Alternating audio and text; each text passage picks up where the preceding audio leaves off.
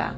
그런데 그게 독성분이 계속 몸으로 들어가면서 결국 남편은 폐렴으로 사망하게 된 거죠.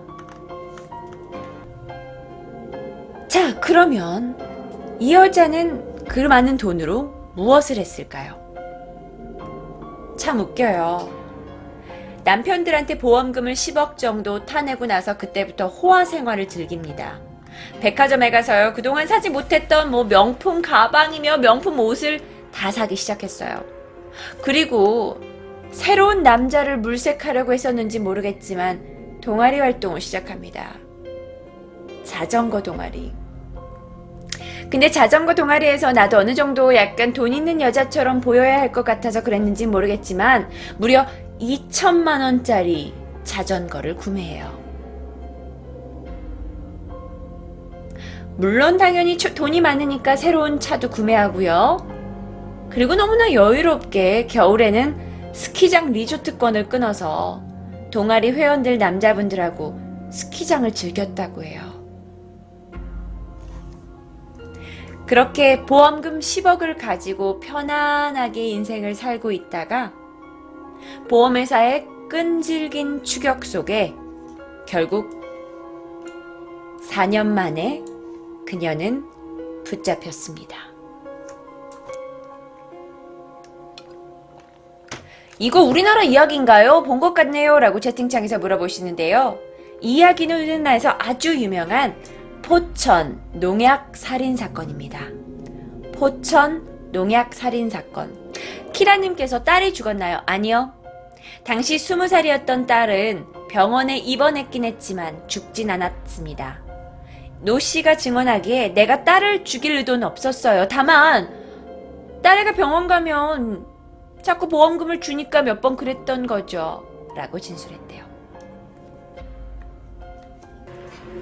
가해자 얼굴을 보고 싶어요. 가해자 얼굴은 공개되지 않았습니다.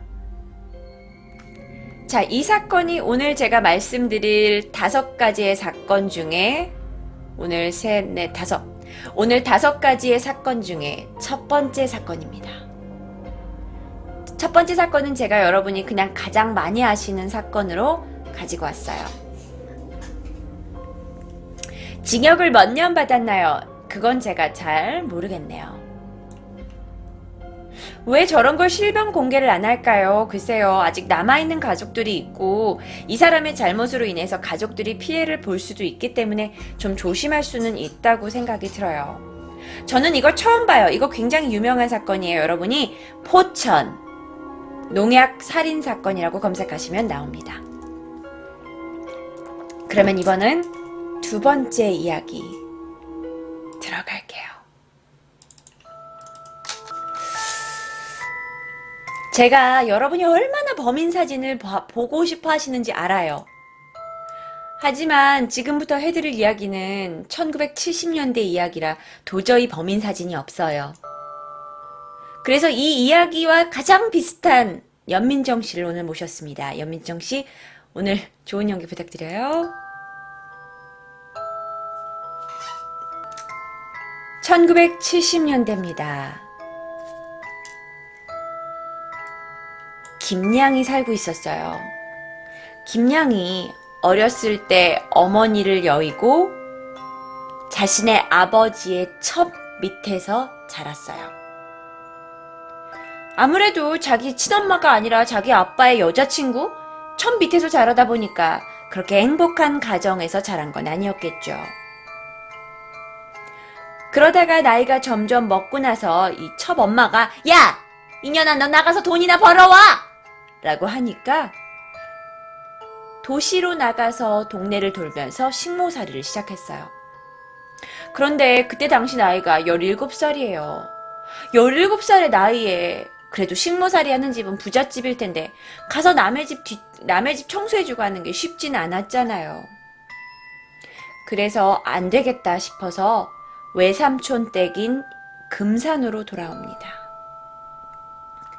그 금산으로 돌아왔는데 외삼촌이 얘 나이가 17살이나 되고 나이가 차다 보니까 야, 너 이 동네에 있는 그 청년하고 결혼이나 가라. 내가 너를 계속 먹여 살릴 순 없잖니? 하면서 동네 28살 먹은 박모 씨와 결혼을 추진합니다. 자, 생각해보세요. 그때 당시에 이분의 나이가 17살이에요. 그런데 마을에 그냥 이렇게 초등학교도 못 나오고 그냥 농사만 짓는 28살에 그냥 농사꾼한테 시집을 보낸 거죠. 뭐 외삼촌의 의도는 그래요. 둘 다 어차피 가난한 집 애들이니까 그냥 니들 가난한 집 애들끼리 그냥 살아. 그래도 박씨 쟤는 땅도 있어. 야, 너 어디 갈 거야? 가서 살아. 하고 둘이 결혼식을 진행했어요. 이 여자가 금산에 도착한 지 1개월 만에 자신을 딱히 봐줄 가족이 없다 보니까 정말 박씨한테 그냥 결혼으로 팔려갑니다. 근데 신랑 박씨는 얼마나 신났겠어. 개이득이지. 시골에서 그냥 살다가 11살이나 어린 신부를 맞이하게 됐으니까요. 남편이 싱글벙글 신이 났어요. 동네방네 자랑을 하고 다니고요. 하지만 여전히 돈은 별로 없어서 소박하게 결혼식을 치릅니다. 너무 가난해서 신혼여행도 못 갔다고 해요. 남편은 당시에 국민학교라고 불렀는데 국민학교도 안 나오고 땅이라고는 50평 정도 있었는데 그 박모 씨의 어머니와 함께 그 밭을 일구면서 근근히 살아가고 있었어요. 그 둘이 결혼을 했습니다. 결혼 생활은 어땠을까요?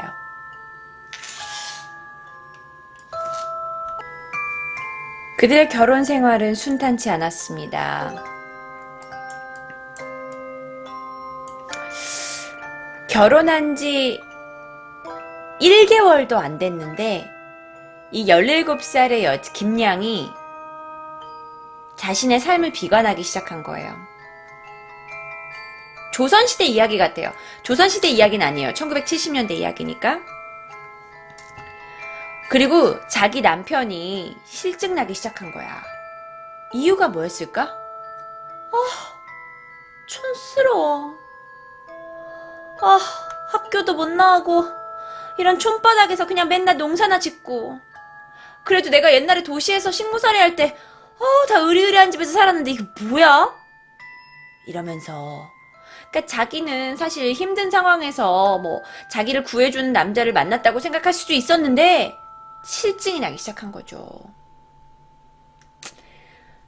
그래가지고 이제 막 남편하고 이제 사이가 좀 벌어지기 시작했어요. 그래서 두 사람한테는 자주 부부싸움이 일어나요.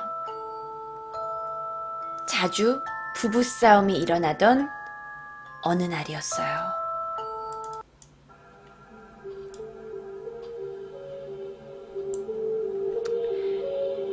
당시 남편에게는 남동생이 있었습니다. 남편은 28살이었지만 남동생은 19살이었어요. 남편하고 싸우고 울고 있는 17살의 어린 신부를 집에서 달래줄 수 있었던 건 19살 시누이밖에 없었던 거죠. 자, 그래서 그렇게 둘이 눈이 맞았습니다. 그런데 눈이 맞기 전에 어느 날 또 부부싸움이 일어났어요. 근데 그 부부싸움이 결혼한 지 1개월 하고 하루가 모자란 날이었어. 1개월이 30일이면 딱 29일째 되는 날 두 사람이 부부싸움을 시작했어요. 남편이 열이 받아서 밭에 나갔고요. 시어머니는 원래 밭에 가서 일을 하고 있었고요. 짜증나. 내가 이런 집구석에서 살아야 돼? 하고 이 여자가 방 안에 들어갔는데 그때 19살 시누이가 방 안에 누워 있었던 거죠. 격한 감정이었고 또 위로해주려는 시누이와 이 여자는 눈이 맞았습니다. 오후 4시쯤 그들은 남편의 방에서 뜨겁게 사랑을 나눕니다. 그리고 시간이 지른 매일매일 그 둘의 사랑은 커져만 갑니다. 시누이면 여잔데요. 도련님이요. 도련님 미안해요. 시누이 말고 도련님이요. 도련님 시누이 아니야? 시누이 아니야? 시서방인가? 시 뭐야?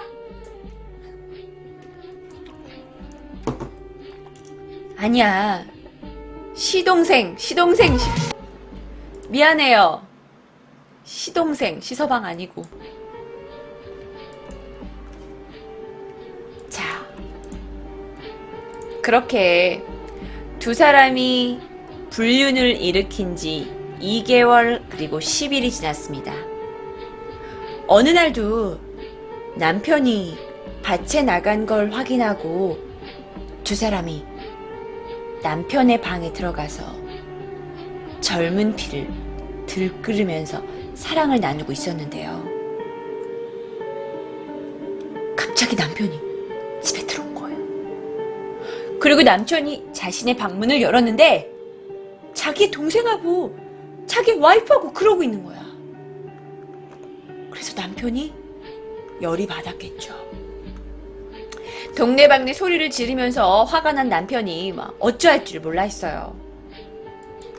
그런데 남편이 무지 착했었나 봐요. 이렇게 부인이 나쁜 짓을 저질렀는데도 불구하고 그래, 아직 나이가 어려서 그런 걸 거야. 내가 좀 더 사랑으로 감싸주고 하면 다시 나를 사랑하게 될 거야 하면서 남편이 이 여자를 이제 어떻게 하면 다시 행복하게 살까. 그러다가 그래, 지금 내 동생하고는 같은 집에서 살 수 없으니까 이 집을 떠나야겠다 라고 생각을 해요. 그런데 그 생각을 읽은 여자는 이렇게 생각합니다. 어떡하지? 남편이 나 데리고 떠나려나 봐. 그래서 불륜의 현장을 들킨 그날부터 어린 신부는 남편을 살해할 계획을 짭니다. 그 시동생, 자신과 불륜의 관계에 있는 시동생을 시켜서 극약 하나를 구해오라 그래요. 당시에 요 한 알이면 사람을 죽일 수 있다고 하는 그 한 알. 그게 1970년 6월 15일입니다. 28살의 박 씨가 밭일을 마치고 피곤한 마음을 이끌고 집에 돌아왔어요. 집에 돌아왔더니 어린 신부가 생글생글 웃으면서 있는 거야. 여보, 나 지금 너무 피곤한데. 그렇죠? 제가 시원하게 냉수 하나 드릴까요? 그리고 남편에게 냉수를 건넵니다. 그 냉수 안에는 여러분이 생각하셨던 만큼 그 독약이 들어있었어요.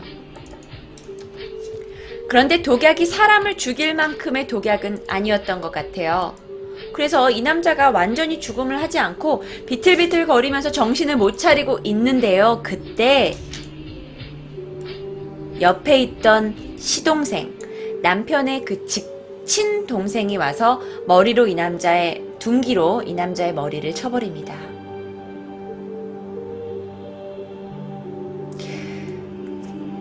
자, 박 씨가 죽었어요. 근데 이 두 사람이 자연사로 가장을 해야 되는 거죠. 그래서 죽은 남편을 마당에다가 몇 번 굴려요. 시체를요. 왜요? 얼굴에 그 모래에서 묻은 상처가 나게 하기 위해서 두 사람이 시체를 굴려요. 그리고 아무도 모르게 그 시체를 다시 남편의 방으로 갖다 둡니다.